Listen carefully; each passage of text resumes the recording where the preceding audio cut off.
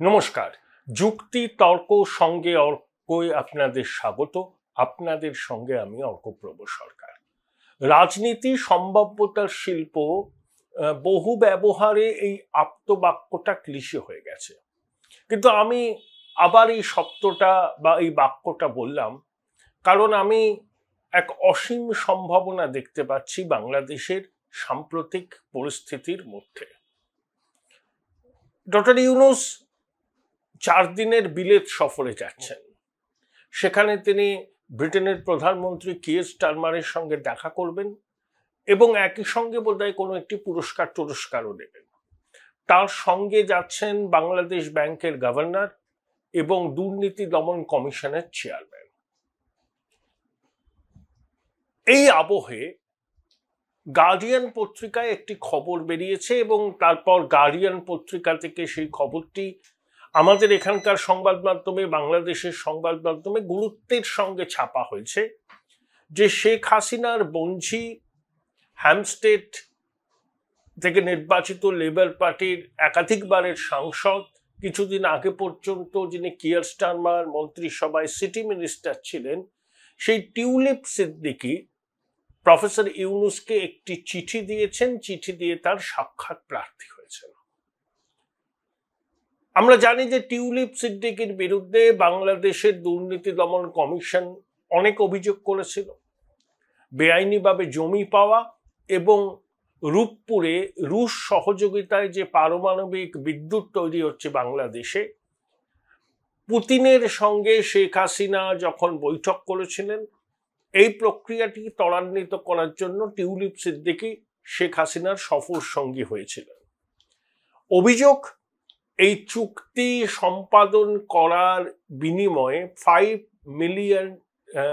Billion না কত dollar তারা উৎকোচ পেয়েছেন। দুর্নীতি দমন কমিশন বাংলাদেশে টিউলিপ সিদ্দিকীর বিরুদ্ধে গ্রেপ্তারি পরোয়ানাও জারি করেছে এবং টিউলিপের বিরুদ্ধে কিন্তু কিয়ের স্টারমার মন্ত্রিসভার যিনি, আমি বলবো অ্যাকাউন্টেবিলিটি যারা মন্ত্রীদের নির্ধারণ করেন, এরকম একটা কমিশন আছে।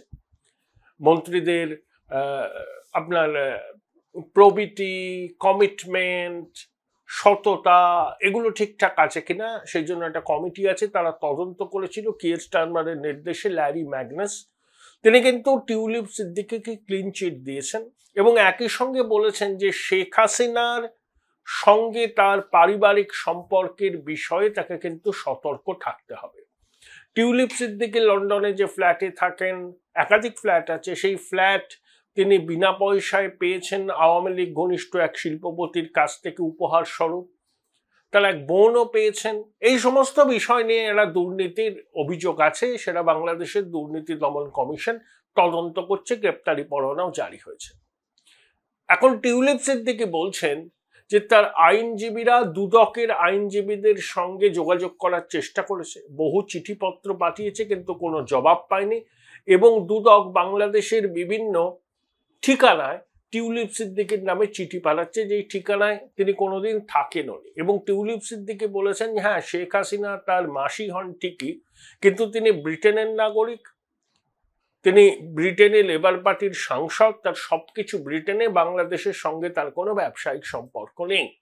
এই আবহে টিউলিপ সিদ্দিকী প্রফেসর ইউনূসের সঙ্গে বৈঠক করতে চেয়ে একটি চিঠি দিয়েছেন। এখন প্রশ্ন হলো, এই যে টিউলিপ সিদ্দিকী চিঠি দিলেন, তিনি কি একেবারে নিজের সিদ্ধান্তে দিয়েছেন? আমার মনে হয় না। তিনি শেখ হাসিনার সঙ্গে কথা বলেছেন এবং কথা বলার পরই এই পদক্ষেপটা নিয়েছেন। এটা ইউনূসের উপর চাপ। ইউনূস লাগাতার বলে যাচ্ছেন এবং তার সহযোগীরা যে শেখ হাসিনা বাংলাদেশের কোটি কোটি ডলার লুট করেছেন, বিদেশে পাচার করেছেন এবং বাংলাদেশের অর্থনীতিকে ফোঁপলা করে দিয়েছেন, লাগাতার অভিযোগ করেছেন এবং টিউলিপ সিদ্দিকীর নামেও অভিযোগ আছে।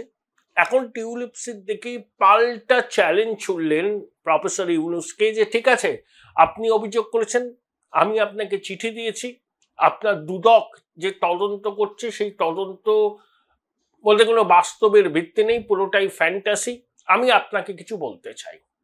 দেখুন, ইউনূস প্রকৃত গণতান্ত্রিক হলে টিউলিপ সিদ্দিকীর সঙ্গে বৈঠকটি করবেন।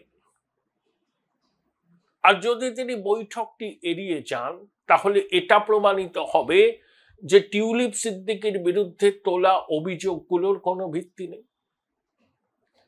যে সময়টাকে বেছে নিয়েছেন টিউলিপ সিদ্দিকী চিঠিটা দেওয়ার ক্ষেত্রে, এর পিছনেও রাজনীতি আছে। দেখুন, ভারতের প্রধানমন্ত্রী নরেন্দ্র মোদী ঈদ উপলক্ষে প্রফেসর ইউনূসকে শুভেচ্ছা জানিয়েছেন। প্রফেসর ইউনূসও পাল্টা চিঠি পাঠিয়েছেন এবং এক্স হ্যান্ডেলে সেই দুটো চিঠি পোস্ট করা হয়েছে।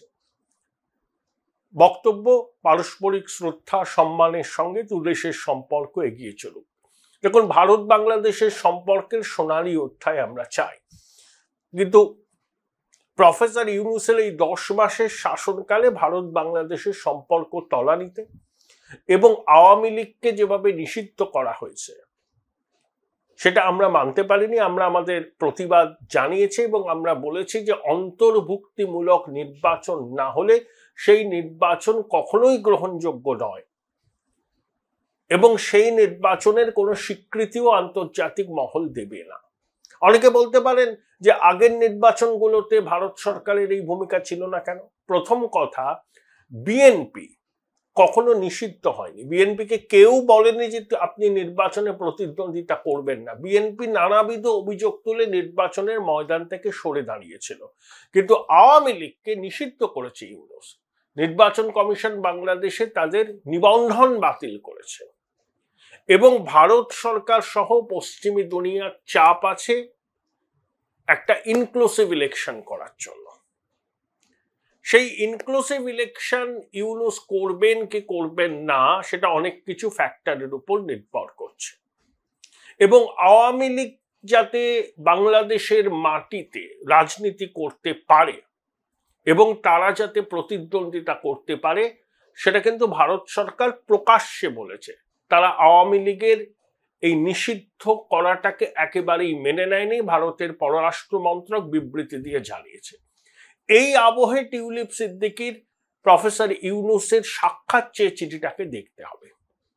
আমি প্রথমে বলেছি কি, টিউলিপ সিদ্দিকী একা এই সিদ্ধান্ত নেননি, শেখ হাসিনা এই সিদ্ধান্তের পিছনে আছেন। দেখুন, রাজনীতিতে না চিরস্থায়ী শত্রু, চিরস্থায়ী মিত্র এসব বলে কিছু হয় না। প্রফেসর ইউনূসের সঙ্গে শেখ হাসিনার সম্পর্ক এখন তলানিতে। ইউনূসকে স্বৈরাচারী, জঙ্গিদের দোসর, অবৈধ দখলদার সরকারের প্রধান, মুক্তিযুদ্ধ বিরোধী শক্তির প্রতীক হিসাবে শেখ হাসিনা চিহ্নিত করছেন। আবার ইউনূসের সঙ্গী সাথীরা শেখ হাসিনাকে গুম জননী, লুটপাটের জননী বলে চিহ্নিত করেছেন, নির্বাচনের নামে প্রহসন হয়েছে বলেছেন এবং আওয়ামী লীগের 15 বছরের শাসনকালে বাংলাদেশের সম্পদ লুট করে বিদেশে পাচার করা হয়েছে, এই অভিযোগ উঠেছে। বাস্তব কি, যে যখন আপনি আওয়ামী লীগকে নিষিদ্ধ করেছেন, আমি বাংলাদেশের বহু মানুষের সঙ্গে কথা বলেছি। আমার কয়েকজন পরিচিত কিছুদিন আগেও বাংলাদেশে ছিলেন, 4-5 দিন, তারা একটা প্রকল্পের কাজে গেছেন। তারা বলছেন আওয়ামী লীগ নিষিদ্ধ করে লাভ কি, কারণ নিচের তলায় আওয়ামী লীগের কর্মীরা কিন্তু ঐক্যবদ্ধ হচ্ছেন এবং আওয়ামী লীগের পক্ষে সমর্থন বাড়ছে, কারণ মানুষ অতীতের সঙ্গে এখনকার জমানার তুলনা করছেন। আওয়ামী লীগকে ক্লিনচিট দেওয়ার আমি কেউ নই। 15 বছরের শাসনকালে তারা অনেক রকম দুর্নীতির সঙ্গে যুক্ত, না হলে মানুষের জনরোষ ওভাবে রাজপথে আছড়ে পড়তো না। শুধু মুক্তিযুদ্ধ বিরোধী শক্তি, শুধু জিহাদি জঙ্গিরা এর মধ্যে ইনভলভ ছিল এটা বলা সত্যের অপলাপ হবে। বাংলাদেশের সাধারণ মানুষ শেখ হাসিনা বিরোধী আন্দোলনে নেমেছিলেন, সেই সুযোগে জঙ্গি জিহাদিরা, ডিপ স্টেট, লস্করে তৈবার সংগঠন, তারাও এই অভ্যুত্থানের শরিক হয়েছিল এবং ইউনূস ছিল এই অভ্যুত্থানের মাস্টার মাইন্ড। কিন্তু সেটা অতীত, অতীত আঁকড়ে কেউ থাকে না। আপনাদের ব্যাটেল অফ সিনানের কথা মনে আছে? 1871। আমার মনে হয় it would be enough to mention the contours of the Franco-German relation from the Battle of Sedan to the mid-50s of 20th century, when France had to face the reality of accommodating New Germany in West European system. Imagination of General de Gaulle was enough to accommodate Germany rather than nurturing suspicion on it. এটা বাস্তব। দ্বিতীয় বিশ্বযুদ্ধের পর জার্মানিকে accommodate করেছিল France, তারা যুযুধান দুপক্ষ ছিল দ্বিতীয় বিশ্বযুদ্ধে। এখন জার্মানি ইউরোপের এক গুরুত্বপূর্ণ শক্তি। বিশ্বযুদ্ধের তো 80 বছর হয়ে গেছে, কেউ মনে রাখেনি। সেই অ্যানিমোসিটি এখন অতীত। জার্মানিও এখন ইউরোপীয় ইউনিয়নের সঙ্গে সমান তালে আছে, আমেরিকার সহযোগী, রাশিয়ার সাথেও তার ভালো সম্পর্ক, ব্রিটেনের সঙ্গেও ভালো সম্পর্ক। তাহলে তখনকার মিত্র শক্তির শরিকদের সঙ্গে তখনকার নাজি জার্মানির যে সংঘাত হয়েছিল সেই সংঘর্ষ অতীত। তাই চিরস্থায়ী বন্ধু, চিরস্থায়ী মিত্র রাজনৈতিক হয় না। প্রফেসর ইউনূসের সঙ্গে শেখ হাসিনার যে মতপার্থক্য, যে বিরোধ, সেটা সর্বকালীন নিচে নেমেছিল, কিন্তু সেখানেই কি সবকিছু শেষ? বিশ্বের গণতান্ত্রিক শক্তিগুলো চাইছে আওয়ামী লীগের পুনর্বাসন। যারা অপরাধ করেছে তাদের নিশ্চয়ই বিচার হবে, কিন্তু বিচার যেন নিরপেক্ষ, সুষ্ঠু হয়। শেখ হাসিনার নামে আপনি ভুরি ভুরি খুনের মামলা দিলেন। শেখ হাসিনা কি খুন করেছেন? এই যে রাষ্ট্রপুঞ্জের মানবাধিকার কমিশন, ভলকার তুর্ক, অস্ট্রিয়ার আইনজীবী, তিনি কিছুদিন আগে বাংলাদেশ সফর করেছেন। তিনি একটা রিপোর্ট দিয়েছেন, মানবাধিকার লঙ্ঘন, মানবতা বিরোধী অপরাধে আওয়ামী লীগ বা শেখ হাসিনা সরকারকে অভিযুক্ত করেছেন, কিন্তু সেনাবাহিনীর সঙ্গে কোনো কথাই বলেনি। এই রিপোর্টের কি গ্রহণযোগ্যতা আছে? এগুলো তো সাজানো গোছানো রিপোর্ট। তাই নির্বাচনের একটা তারিখ ইউনূস বা সময় ঘোষণা করেছেন, তারপর তিনি লন্ডনে যাচ্ছেন, তখন টিউলিপ সিদ্দিকী তাকে চিঠি দিচ্ছেন। তাহলে কি একটা কোথাও সমঝোতা হচ্ছে শেখ হাসিনা এবং ইউনূসের অন্তর্বর্তী সরকারের সঙ্গে, মানে আওয়ামী লীগ এবং ইউনূসের অন্তর্বর্তী সরকারের সঙ্গে? তাহলে কি একটা পথ খোলা চেষ্টা হচ্ছে? কারণ ইউনূসের উপর চাপ আছে অন্তর্ভুক্তিমূলক নির্বাচন। অন্তর্ভুক্তিমূলক নির্বাচন মানে আওয়ামী লীগের পার্টিসিপেশন। ইউনূস নিজে জানেন যে তার প্রতিষ্ঠিত কিংস পার্টি মানে জাতীয় নাগরিক পার্টি শোচনীয় ফলাফল করবে নির্বাচনে, এবং নির্বাচন আওয়ামী লীগ ছাড়া কোনো গ্রহণযোগ্যতা পাবে না। তাই কি টিউলিপ সিদ্দিকীর এই চিঠিকে সামনে রেখে একটা এই যে অচল অবস্থা, এই যে ডেডলক, এই ডেডলক কাটানোর উদ্যোগ শুরু হয়েছে? কোন কোন বৃহৎ শক্তি এতে মধ্যস্থতা করছে? শেখ হাসিনার অনুমোদন ছাড়া টিউলিপ সিদ্দিকী প্রফেসর ইউনূসকে এই চিঠিটি লেখেননি। Join Indian Institute of Hotel Management now. Right choice, right decision. তার অনুমতি নিয়ে টিউলিপ এই চিঠিটি লিখেছেন।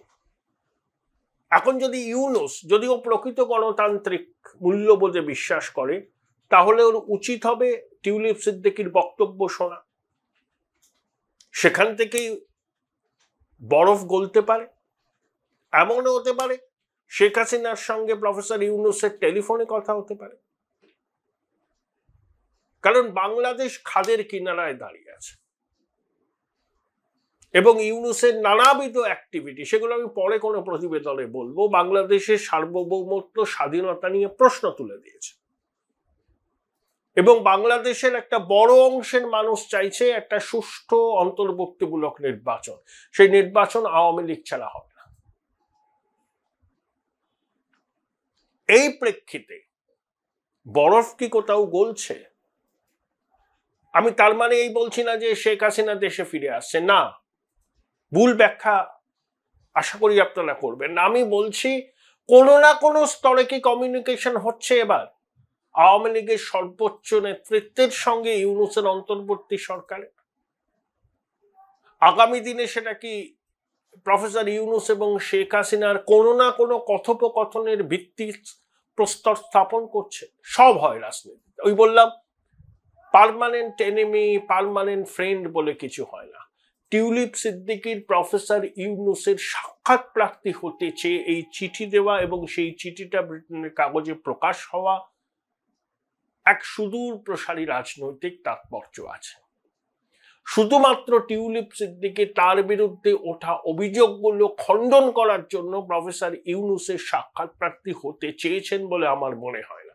সেগুলো নিশ্চয়ই, যদি সাক্ষাতের সময় পান তাহলে সেগুলো নিশ্চয়ই আলোচনা হবে এবং সঙ্গে সঙ্গে আরো অনেক বিষয় নিয়ে আলোচনা হবে। বল এখন প্রফেসর ইউনুসের কোর্টে। তিনি যদি সাক্ষাতে রাজি হন, প্রশংসার যোগ্য, তাহলে প্রকৃত গণতান্ত্রিক মূল্য বলতে তিনি বিশ্বাসী, এটা প্রমাণিত হবে। আর তিনি যদি সাক্ষাতে রাজি না হন তাহলে এটা প্রমাণিত হবে যে অন্তর্বর্তী সরকার, বাংলাদেশের দুর্নীতি দমন কমিশন যেসব অভিযোগগুলো তুলছে, আমি বলছি টিউলিপ সিদ্দিকীর বিরুদ্ধে অভিযোগগুলো তুলছে, সেই অভিযোগের পক্ষে পাকাপোক্ত কোনো প্রমাণ নেই। সবটাই ভাসিয়ে দেওয়া, সবটাই কি বলবো আর কি, ওই প্রমাণ ছাড়া অভিযোগ, এবং সেই অভিযোগের পক্ষে লাগাতার বাংলাদেশের সংবাদ মাধ্যমে প্রচার চালিয়ে যাওয়া, যাতে জনমানসে একটা ভাবমূর্তি তৈরি হয় শেখ হাসিনা এবং তার আত্মীয় স্বজনদের যে তারা ডাকাতি করেছেন বাংলাদেশে। টিউলিপ সিদ্দিকী শেখ হাসিনার পরামর্শে যে চিঠিটা দিয়েছেন এটা কিন্তু মাস্টার স্ট্রোক। ইউনুসকে ঠিক করতে হবে তিনি কি করবেন।